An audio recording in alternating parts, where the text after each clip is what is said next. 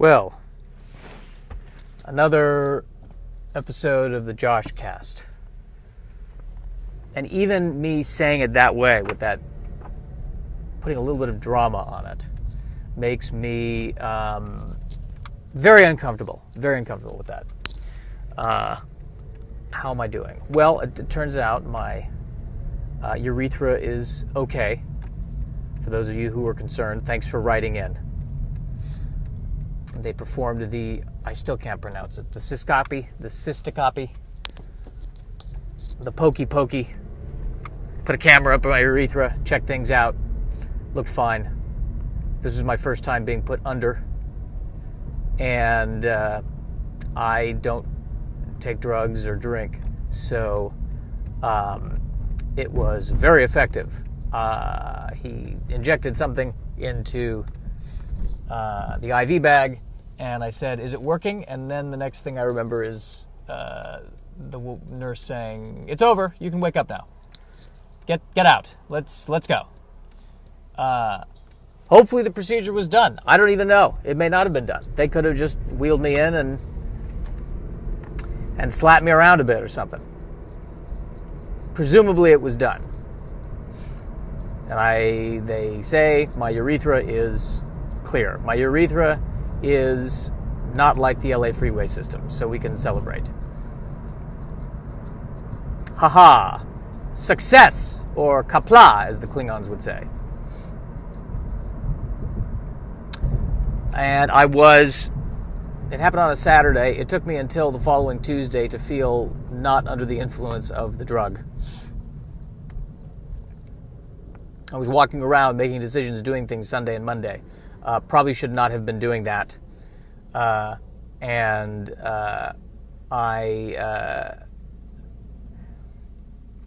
Especially when I was coming out of it, the strange thing about it was I could hear what people were saying, but if it was anything more than a simple sentence, I really could not follow along. I could not process.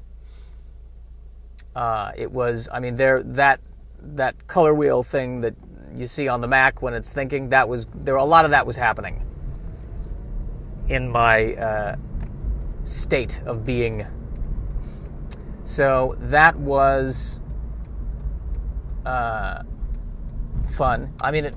In a weird way, it was probably the only time in my life where I've been totally relaxed. But don't worry, I've come out of it, and I'm back to my neurotic self, and that's good. It's probably not good, but you get what I mean. I don't know if you get what I mean. I don't even know if anyone's listening to this. And I've been, so that's good. That's a relief. Fine. Settling into the new place where I'm living, that's nice. That's good. But feeling a sense of frustration because what is my sense of frustration? I think I've come to the conclusion that I'm on the same quest that my mom is on, which is to achieve enlightenment. And the problem is neither of us are doing it right. We should be meditating in a temple somewhere, eating rice and the milk of a yak. That's how you achieve meditation, or that's how you achieve enlightenment, through meditation and drinking the milk of the yak. We are not doing that. We are trying to achieve enlightenment through anxiety, and I think that may be like trying to climb a mountain while wearing weights, I think. I don't know. But then again, we both enjoy a challenge. And one of my goals too is I want to be a successful comedian. Well, how do you define successful? I'd like to be able to make a living at it. But I think even more than that, I would want Seinfeld to see my act and go, okay, that's funny. And if that happens, if that would happen, I would feel momentarily good and then find a way to crawl back into depression. So, but still, that's what we're aiming for, those momentary good things. That's what life is about. I'm recording this while en route to work. I'm watching a guy crossing the intersection without really using the crosswalk. And I don't know why, but that irritates me. I've done the same thing before. I don't think he's any better or less, but just, I don't know what that is. That's, why am I irritated by that? Because he's not following the rules. And it's dangerous. And it's one more thing I have to worry about. I'm seeing another guy do it. Why are we not using the crosswalks? What's going on this particular stretch of road? This is just, the crosswalks are there for a reason. It could partly be because the street I'm about to cross it's not a 4-way street. I think it's a 5 or a 6-way street. But there's actually 3 streets that are intersecting. So it's a very confusing intersection. It takes a minute to process this because there's more options, and every time I drive past it, I feel like it's one of those math problems I just can't quite get a lock on. Again, where was the planning for this? But on the other hand, cities that are not well planned, what I like about them is there's a spontaneity and an organic quality to them. Whereas if I drive through, a suburb or like a pre-planned community, it really feels like I'm in the Twilight Zone.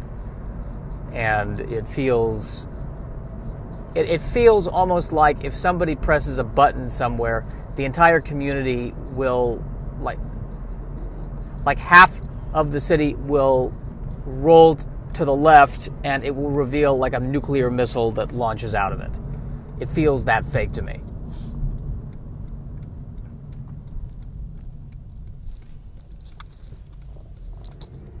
Okay, that person's using the crosswalk. Good for him. He wins. Excellent. Good. I think the problem with this podcast is that there's no point to it. But I can make it. Why am I beating myself up? Why do I do that? Why do I beat myself up? For empowerment? If I beat myself up, then no one else can beat myself up. Then no one else can beat me up. I'm beating myself up. Well, you could say my podcast is terrible, but I have beat you to it. I've beaten you to it. Grammar, I have beaten you to it.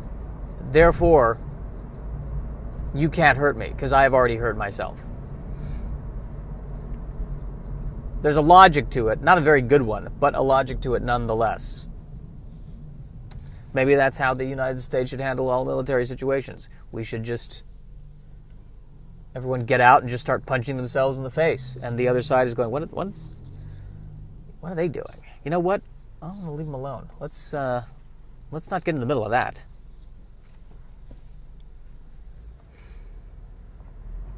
But that's part of that weird neurotic belief system that I've developed, which is if I beat myself up, like if I fail at something, not only have I failed at that thing, but I have done a bad thing and I deserve to be punished. And that's a weird one. I don't know where that came from, but that really, or maybe it's more I'm just frustrated that I'm not perfect. And again, if I'm perfect, why is it important that I'm perfect? If I'm perfect, then no one can make fun of me. Then I'm safe. To be imperfect is to be unsafe. To risk failure, rejection, death. That's imperfection. I'm very constipated this morning. Now I feel like that thought should not have come right after the previous thought. But if we're talking about imperfection, then I need to embrace the fact that that is what I said and learn to love my imperfections and learn to love my constipation. My constipation is great. My constipation is my body telling me that if you're going to eat like this, I'm going to make you suffer for it. Okay, so you want to have cake for dinner? I have your answer right here. I'm going to make you feel like a balloon for 48 hours.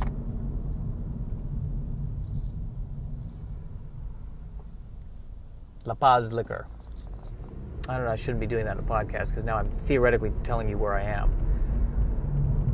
Not that I don't know if there's anything wrong with that, but, well, I mean, if the wrong people find out. But who are the wrong people? The Josh hunters. People hunting Josh. We know Josh is out there. We've got to stop him from talking about his poop. Send the team. I'd like to send a team somewhere. I'd love to send a team somewhere. To have the power. Send the team. What did Jenkins do? Oh, that's not going to happen. Send the team! Even better if I had multiple teams. Which team, sir? You know what? Send Team Cobra. Sir, I think that's a bit extreme. Not for Jenkins! Not for Jenkins! You're going to send Team Cobra? Team Alpha? Team Golda Meir. Send all three. I feel decent about that riff.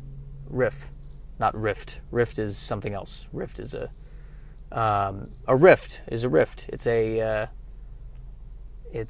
split, a breakup of some kind. A rip. A rift is a rip. Those episodes of Star Trek The Next Generation, they pass through a rift. The rift is never a good thing in Star Trek The Next Generation. If there's a rift, turn the ship around. You're in trouble.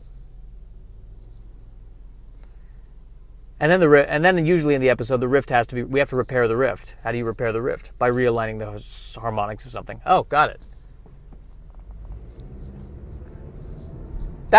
And I've been thinking about this for a while. The difference between Star Trek and Star Wars. And one thing I love about Star Trek that I don't see in Star Wars is I love in Star Trek how when there's a problem, the solution is found using logic, science. They use their heads.